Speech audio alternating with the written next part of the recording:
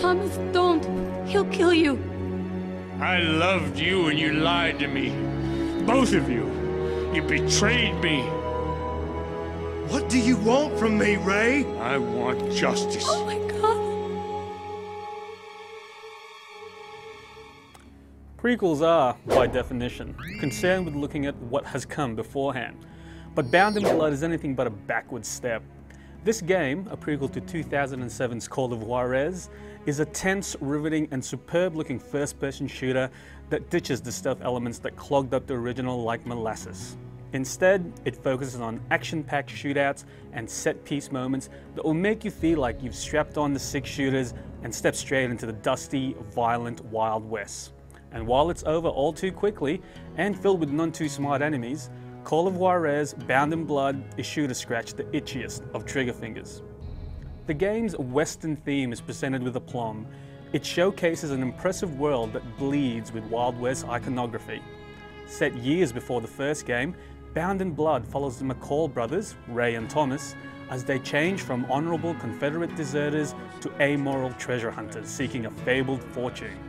If you played the first game, you know Ray as a religious fire and brimstone preacher, which is a stark contrast to the lustful, greedy, cold-hearted Ray portrayed in Bound in Blood.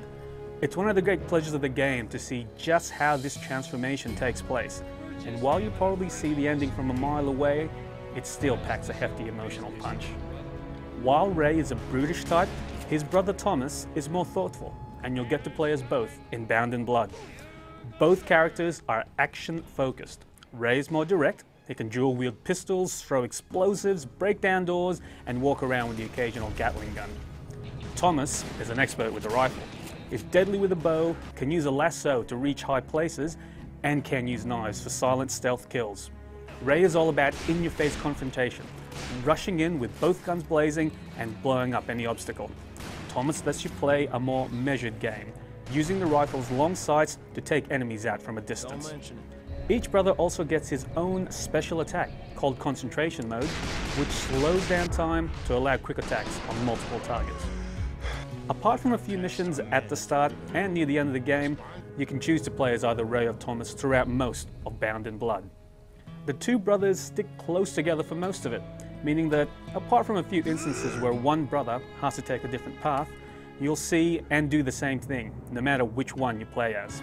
How you play, aggressive as Ray or circumspect as Thomas, is different enough, however, to make it worthwhile to go through the game twice. This is a plus because of the brevity of Bound in Blood's single-player campaign.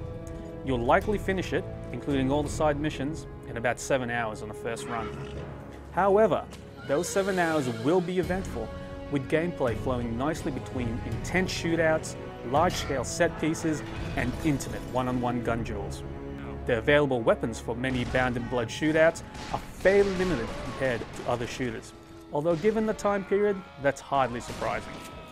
The large set pieces happen with good regularity and include blowing up a Union paddle steamer, riding a raft through rapids while being pursued by angry Native Americans, using a cart-mounted Gatling gun to mow down enemies on horseback, and even fighting your way out of an ancient underground temple as it gets buried in sand. The gun duels are less hectic, but just as tense. These one-on-one affairs act as boss fights, pitting you against an especially powerful enemy in an old-fashioned quick-draw fight to the death. The camera shifts down to a cinematic view low behind the player for these duels. Duel controls are quite precise, and you'll never feel like they're preventing you from winning a quick draw. It's hard-in-the-mouth stuff most of the time, and you'll probably die plenty of times before you get the timing of a draw just right. Controls are similarly tight across the rest of the game, although Bound in Blood's auto cover system does take some getting used to. Simply pushing up against a wall, rock, tree, or crate puts you into cover mode, and for the console versions of the game, pushing the right stick left, right, up, or down leans your character out. On the PC, you use the mouse, which feels far more natural than the clunkier Xbox 360 and PS3 controls. You probably won't even need to use cover a great deal when playing in the game's default medium difficulty, since it's easy to breeze through. Shooter veterans will want to play on hard difficulty straight off, which makes the enemies more accurate and able to deal more damage. But even on hard, the game can be quite forgiving, thanks to Bound in Blood's generous checkpoint system and some unsophisticated enemy AI, which sees many of your foes simply standing in the open and not using any flanking or support strategies. Because of this, it never feels like you're fighting a smart, organized force. Most of the challenge in the later half of the game comes in trying to spot where well-hidden enemies are shooting from. Fortunately, your brother's AI is significantly better. Ray or Thomas are great companions, able to hold their own against most foes and generally lending strong support throughout the entire campaign. The multiplayer is all competitive and can accommodate up to 12 players in 5 different modes across 8 maps. There's some depth thanks to the many character classes available, each with its own particular strengths, weaknesses, and gear. Most of these classes are initially locked, and you'll have to earn money through participating in ranked matches in order to buy them. These modes include your standard deathmatch and team-based VIP modes, and all of the games we played ran smoothly and lag-free.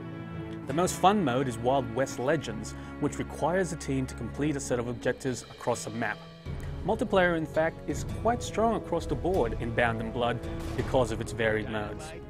Strong gameplay isn't Bound in Blood's only appeal though, because it also boasts some killer visuals. The Wild West looks stunning, and you'll see a variety of realistic environments including ghost towns, open deserts, lush forests, and dusty Mexican villages. There are some great visual effects at play too. Focusing down your gun sights will blur the foreground in favor of what you're aiming at in an impressive depth of field showcase, while your lighting shifts as you move from blazing sunshine into a shadowy cliffside crevasse. Bound in Blood is great to look at, and its visuals are complemented by some outstanding audio. The voice acting is close to pitch perfect, particularly the voices of the brothers McCall. You'll get to know the brothers well as they complain, banter, and curse their way through Bound in Blood. And all of it sounds like it could have been lifted directly from a Hollywood Western. And that film comparison is apt, because this game's strong narrative and high production values make it an almost cinematic experience. Add to that its exciting gameplay, and Call of Juarez Bound in Blood becomes the ideal sequel, one that is an improvement over the original in almost every way. Though the game is marred by its short length and weak enemy AI, those looking for a fun and different shooter experience shouldn't have any hesitation about biting the bullet and taking a ride with the McCalls.